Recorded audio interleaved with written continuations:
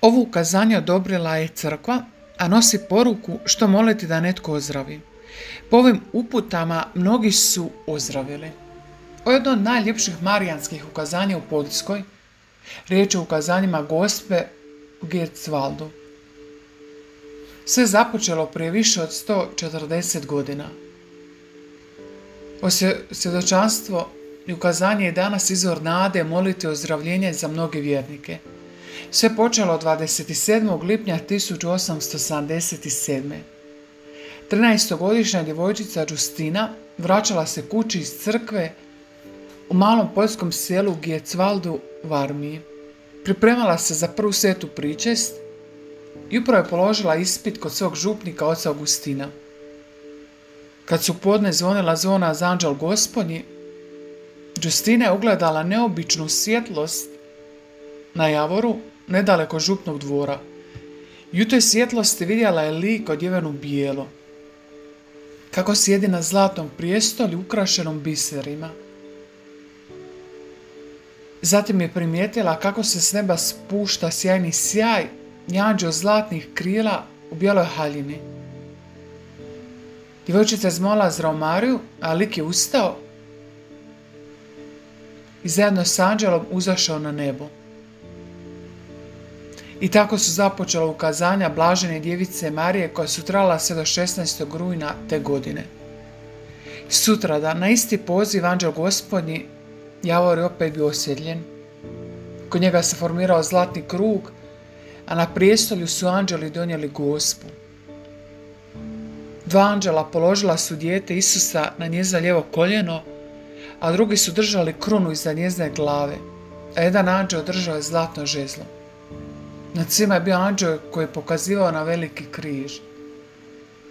Justina je sve ovo ispričala župniku, a uskoro je se pridružila i 12-godišnja Barbara Samulovska iz iste siromašne armijske obitelji. Obje djevojčice su bile jednostavne i pobožne. I Gospa im se obratila. Što želiš, Majko Božja? Gospa odgovorila, želim da svaki dan moliš krunicu.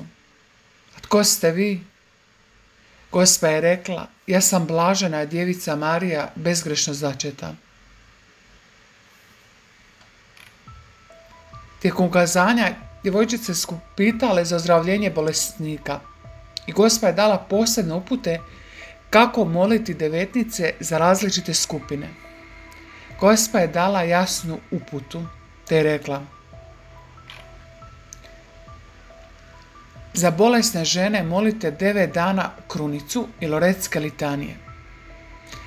Za bolesne laike, muškarce i djecu molite litanije presvetom srcu Isusovu, Oče naš Izrael Marijo, 9 dana tako molite. Za bolesne svećenike molite 9 dana litanije blažene djevice Marije, Oče naš Izrael Marijo. Ovo je Marin savjet iz ukazanja. I upravo po uputi mnogi su ozdravili. Marija je rekla da ovakva molitva treba biti sustavna, žarka. Preporučivala je korištenje blagoslovljene vode, posebno one iz Greifswalda. Do danas ova svetište prima brojna svjedočanstva o ozdravljenjima nakon slijeđenja ovih gospinih savjeta. Ovo ukazanje su službeno odobrene od strane crkve, a još za vrijeme ukazanja biskup je osnovao komisiju teologa i liječnika koji su spitali djevojčice i zaključili da nema prijevare. Odobrenje je konačno došlo 1977. na 100. obljetnicu, kada je biskup Jozef izdao dekret kojim se ukazanja proglašava vjerodostojnim. Ovom proslavom predsjedao je budući papa Jan Pavao II, tada kardinal Karol Vojvotila. Ovo je danas jedino mjesto u Poljskoj gdje je crkva službeno priznala marijansko ukazanje, a poruka je univerzalna. Molite krunicu svaki dan, budite ustrajni u molitvi, poznajte se Gospinu majčinsku brigu. Molite s velikim žarom, posebice po Gospinoj uputi kako moliti za muškarce, žene i svećenike koji su bolesni. Gospa i danas nas poziva, želim da svaki dan moliš krunicu. Hvala vam što ste gledali. Ako vam se svidio video, lajkate, preplatite se i podijelite s prijateljima.